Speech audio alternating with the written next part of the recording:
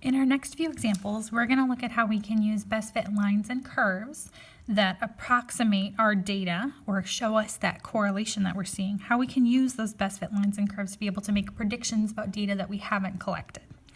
So if we take a look at example 1 on page 45, we have some data here that represents temperature and dollars in sales. We can see that there's a linear correlation here, a fairly strong linear correlation, and we have in our scatter plot here a sort of best fit line for our data. So what we're going to do is use that model, this best fit line, to answer some questions. A says, based on the model, what dollar value in sales corresponds to a temperature of 14 degrees? So we're looking at what's the dollar value for sales if the temperature is 14 degrees. And notice it says based on the model. So that means we're going to go to our graph here and look at 14 degrees, and we're going to follow this up to the model, to the line. And we're going to look at what dollar value in sales that corresponds to. This looks to be approximately $250 in sales. Part B, same idea. We're just basically going to kind of flip the script on what it is we know and what it is we're looking for. So B says, again, based on the model, so we're looking at where on this line, where on this linear model, predict the temperature at which you would expect to make $450 in sales. So this time, I know the dollar amount. We're going to look for the temperature. So 450 would be right about here. I'm going to follow that to my line, to my model, and that looks like it's right about here, which would be 20 degrees Celsius. Again, we're making an approximation based on the model, so I'm going to say approximately again, 20 degrees Celsius. Our next example has the same idea. We just have a different type of model here. So for example 2, this time we don't have quite a linear model. This looks maybe more quadratic or maybe an exponential decay. We're talking about depreciation of a car, which is an exponential decay problem, which is why we have this curve to our graph.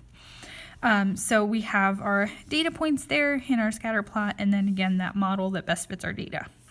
A says, based on the curve of best fit, about how much will Judy's car be worth when it is 2 years old? I know a time. I want to know how much.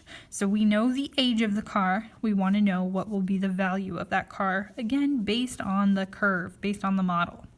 So at 2, I'm going to follow that up to the curve, and that's right about there. So based on how this is spaced, this would be $6,000, $8,000, $10,000, a little over $10,000. I'm going to say approximately $10,500, a little over 10. It doesn't look like quite halfway, so I wouldn't say that's quite 11, but a little over 10. And then part B, again, based on that curve, approximately when will Judy's car be worth $7,000? So we've just, again, traded what we know versus what we want to know. So 7,000 would be here, and follow that to our curve. We get right about here. So that would be 3.5 years. So approximately when will Judy's car be worth $7,000? When it is 3.5 years old. For these two examples, we had the model given to us. The last problem that we're going to look at, we're actually going to find the model ourselves. So if we turn the page to page 46, let's take a look at our last example. So page 46, I have some data in a table.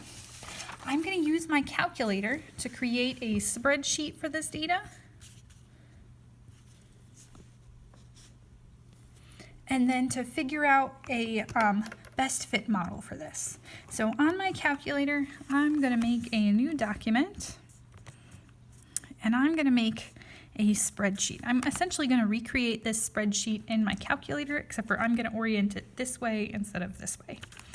I'm going to start by labeling my columns. I will call this column T for temperature, and this column C for chirps. And then I'm going to enter my temperature data. So we have 57, 60, 64, 65, 68, 71, 74, and 77.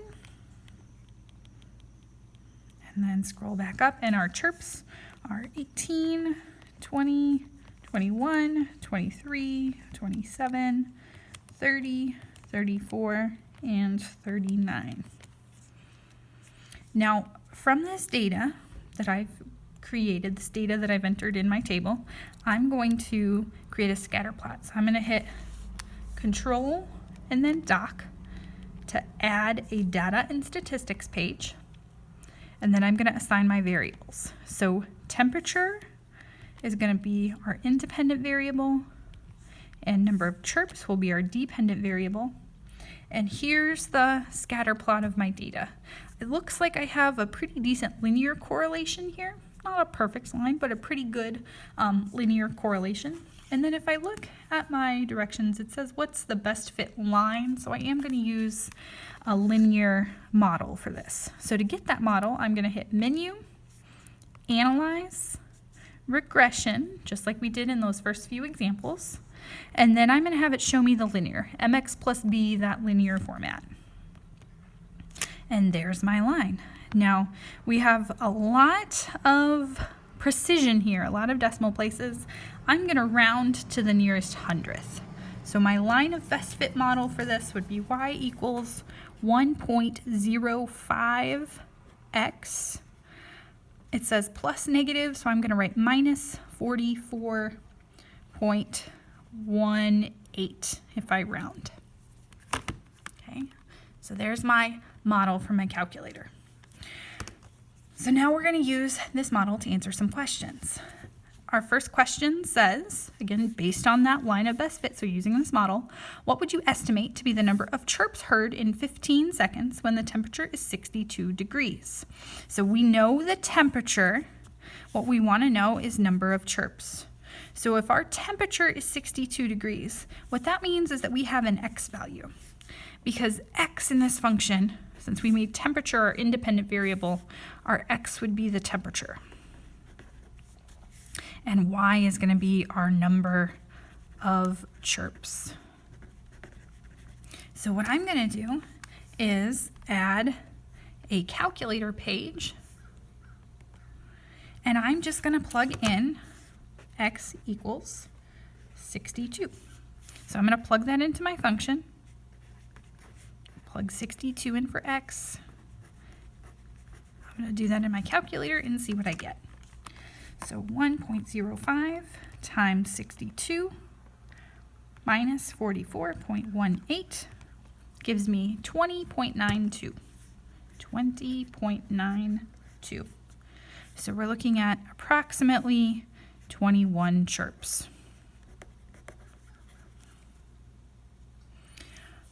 Part B, at what temperature? So we're finding the temperature this time. Would you expect to hear approximately 37 chirps in 15 seconds? This time I know the y, and I'm trying to find the x. So what I can do is say I've got 37 for my chirps. Use that to solve for the temperature. There are a lot of different ways that you can do this. I'm going to walk through this algebraically. You could also graph this line and then graph 37 and see where they intersect. Find your x value that way. That works just fine as well.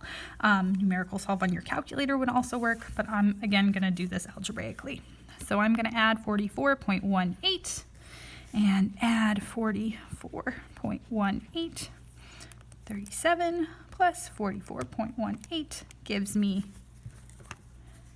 81.18.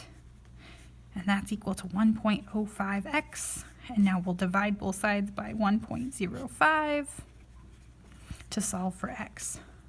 And we get x to be 77.31 there. So we're looking at approximately 77 degrees Fahrenheit. Now for temperature, it is okay to have a decimal there. I'm going to round to that nearest whole temperature though, since the rest of our temperatures are recorded as whole numbers. The last question that we're going to look at here is, what does the model predict as the number of chirps heard at a temperature of 64 degrees? So when our temperature is 64 degrees, the model predicts what? So we have our x here. So I can plug that into my function. So I'll do that here. 1.05 times 64 minus 44.18. Our model predicts about 23 chirps. The model predicts about 23 chirps. But it turns out that we actually have data collected for 64 degrees. If I look at my table, at 64 degrees, we've collected data that says 21 chirps. The collected data is 21 chirps. Chirps, there we go. So I want you to notice here that these values are close. However, so the values are close, but the predicted value is higher than the actual value. We'll take a closer look at this idea a little bit later on in our unit in a couple lessons.